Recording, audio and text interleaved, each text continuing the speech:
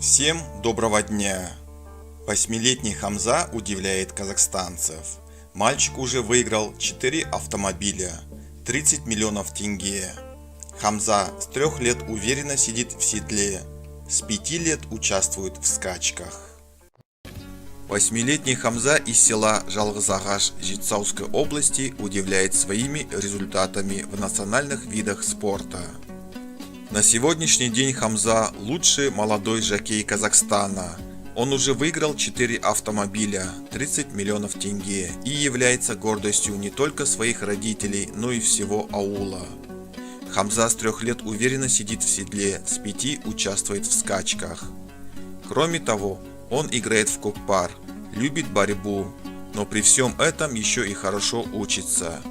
Благодаря усилиям своих родителей, талантливый мальчик с раннего детства воспитывается как настоящий джигит и является примером трудолюбия, упорства и патриотизма молодому поколению казахстанцев.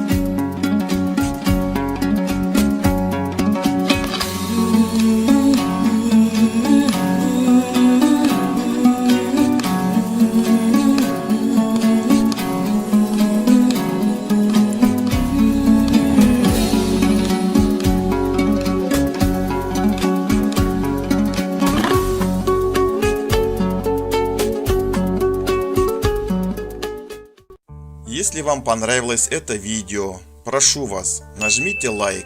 Если не понравилось это видео, прошу вас, поставьте дизлайк. А также прошу вас, напишите в комментариях, что вы думаете по поводу этого видео. Всем спасибо, что были со мной.